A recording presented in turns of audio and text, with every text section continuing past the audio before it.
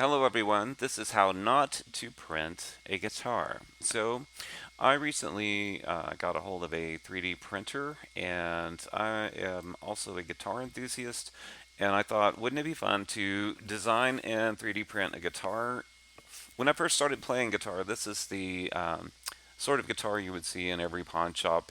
These were frequently available in mail order catalogs, so I thought I would take a vintage design like this and riff on it. One of the things I liked about it, the body design is fairly simple, and if you look at the spacing and things here, this is actually a very small body.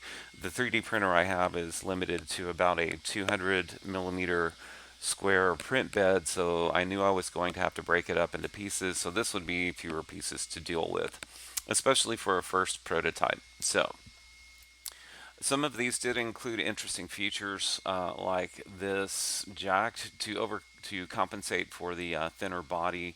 That has this extrusion here that would let you plug in the jack or your cable here with a thin body. So I thought that was interesting. And then I got on Amazon and ordered a bunch of things. I kind of wanted a vintage vibe, so I ordered some P90 style dog ear pickups like this, and some controls, and all the little bits and baubles you would need to build a guitar. So one of the things I did that made my job easier is I printed a bunch of test pieces to check fit to make sure that my designs were going to actually match the parts that I put together.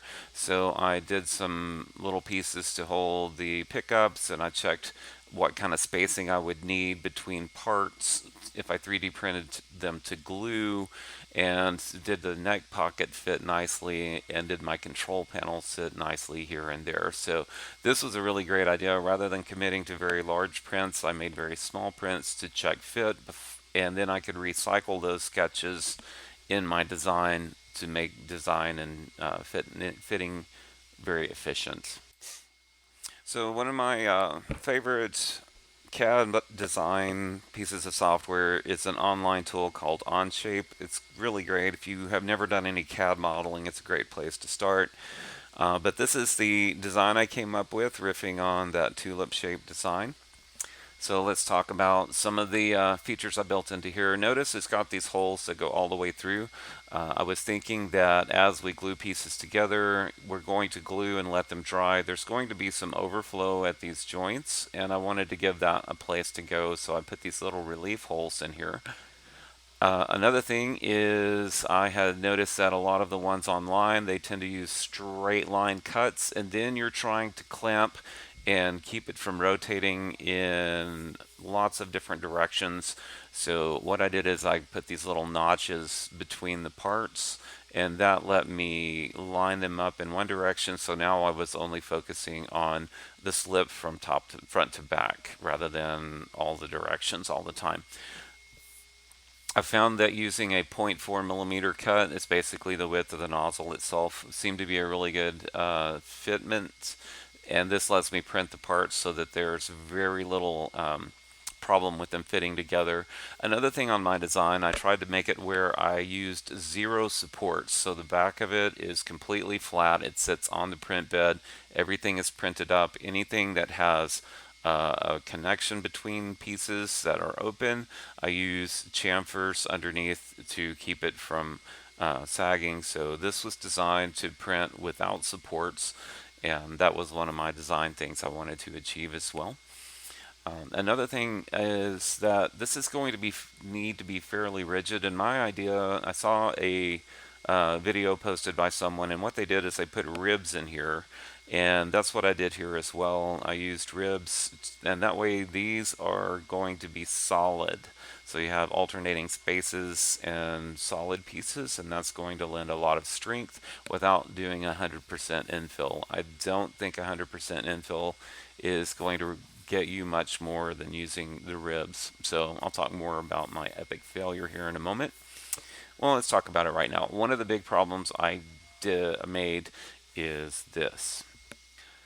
Somewhere along the way, I changed the thickness of the body. I started out with 44 millimeters, which is typical for an electric guitar body, to I changed that thickness to 30 millimeters. I don't remember when I did it. I think I was trying to thin the edges, and I thinned the entire body.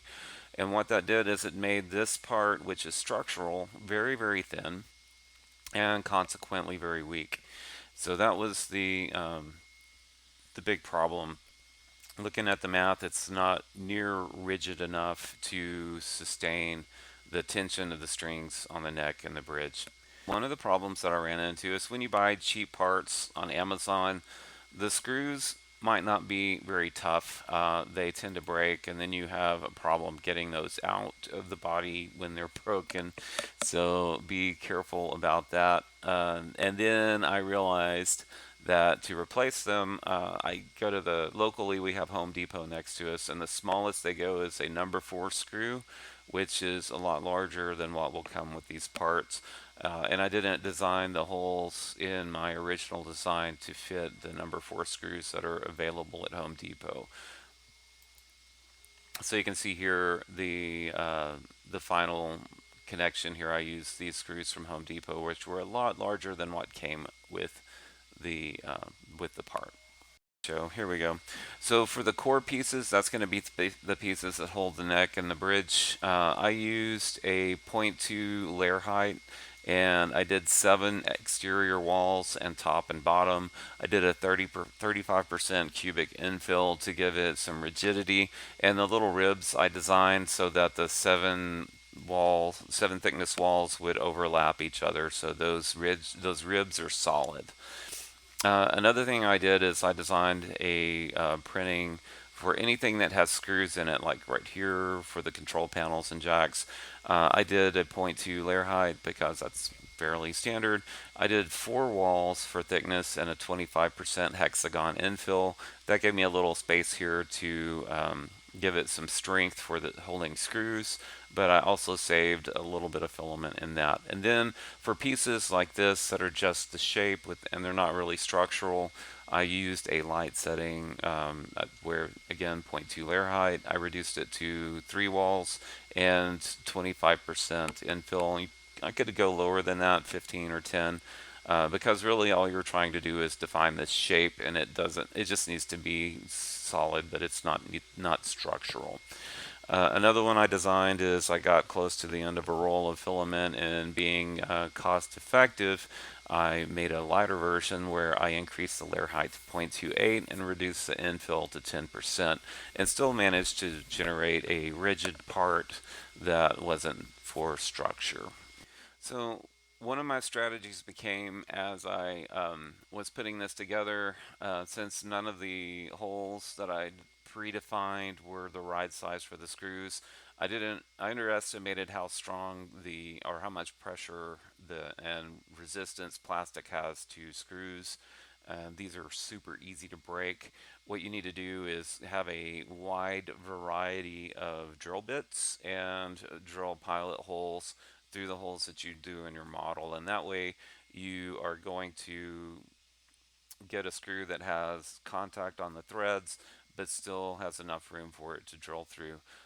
That's, again, once you start drilling a screw into a piece of plastic, it builds up resistance very quickly, and it becomes easy to break if it's a cheap screw. There's a picture of the body after glue up, and you can see the little drips and stuff. So anyway, it did hold together. I like that about it, but it did have a problem. So you can kind of see how it all kind of came together. The problem is if you hold the body, or if you're playing it as your arm rests on the body, it flexes and it won't stay in tune. It's like having a tremolo in there that you don't really want. It makes it super hard to tune, and it makes it super hard to keep it in tune. It makes it super weird sounding when you're playing it. So this is the nature of it, and so it didn't work, so we're gonna try again.